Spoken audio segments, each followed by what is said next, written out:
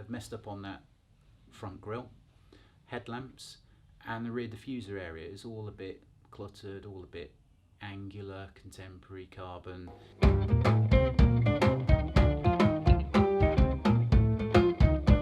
Welcome to Bamfordrose and another forum chat. Before we start, if you can like, subscribe, click the bell notification so you always get our up-to-date latest videos, and that really helps us out. Okay, on to this week's forum chat. I picked this out from a Facebook group, and yeah, why not? Let's have a little bit of decorum. Someone's saying, hey, you know, we've all got different models, and maybe there's a little bit of over exuberance going on, saying that this model's better than that model, these wheels are better than those wheels, blah blah blah. Yeah, it happens. I've in the Aston world, I've not seen it happen since they created the second century plan. And in Palmer's words, on several interviews, you know, they went out to make the cars strikingly different. This was a completely different direction the company was going in with the second century plan. You can see that the designs are contemporary, and there's some choices there that are questionable. This was bound to create two different camps of owners, and I don't see why the two camps can't get along. I mean, one camp can dislike the cars of the other camp, but you know, at the end of the day, it's an Aston Martin. But yeah, I can see why that there is this sort of infighting. I think today Aston Martin are making a fantastic sports car.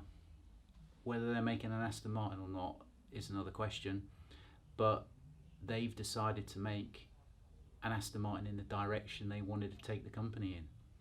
So looks wise, you can see, pop over to Facebook, our page on there, where we picture Q V12V with a new V8 Vantage. You can see some lines in the new V8 Vantage that are very nice. As an overall car, as a complete whole concept, I think the Gen 1 car wins hands down any day of the week. But you know, what have Aston messed up on the new V8? Well, they've messed up on that front grille, headlamps, and the rear diffuser area is all a bit cluttered, all a bit angular, contemporary carbon.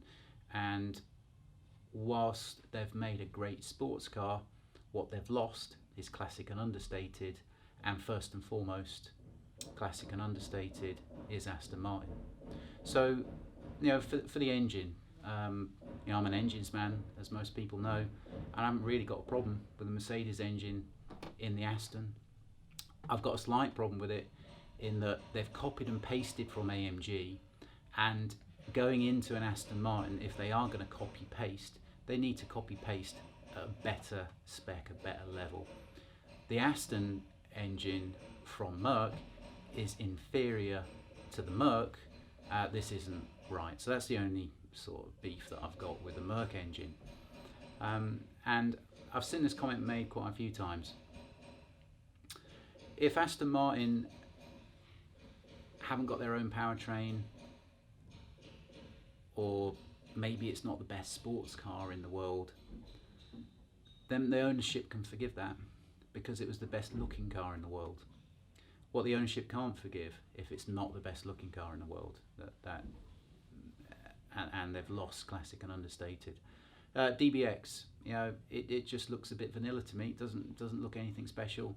I think they're going to come a little bit unstuck with it, because the engine that they've released it with on this new emission cycle that they've got to test it against comes up with a combined fuel economy figure of something like 19 to the gallon. Real world round city, that's going to be about 15 to the gallon. Maybe it's got a 100 litre tank. That's a pretty short range, so your average mum doing a school run is going to have to be hosing 90 litres of fuel in it on a weekly basis when it's -5 degrees out there. I can't see that happening. Other bits of tech that car hasn't got, and the price, base price plus options. Of course, there's going to be early adopters, and initially it's going to have a great sales flurry. But what Aston Martin are banking on is that they've got year on year on year on sales, and that just doesn't look like the model to do it to me. This is coming off the back of V8 sales not being that great, coming off the back of DB11 sales not being that great. And you can start to see now the models that Aston are falling over on compared to the Gen 1 cars, which are all pretty much perfect. And yeah, that transpires into a bit of infight in Facebook groups and stuff like that. In previous years, this was solved. You know, you've got Aston Martin Owners Club forum. That's clearly DB7 and Vanquish cars, and you know, pre-post-war cars.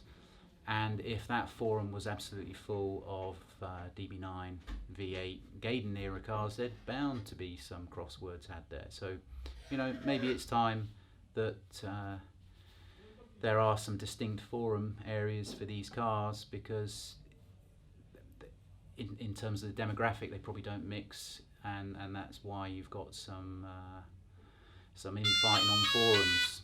But hey, you know, it's we've got one in the workshop today, a new V8, great car.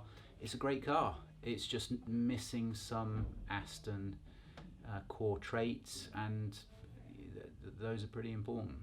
Anyway, just my feelings on it. But yeah, what this guy is saying, you know, the spats between you fellow owners is probably best avoided. Leave the spats to Bamfordrose and a few would-be competitors.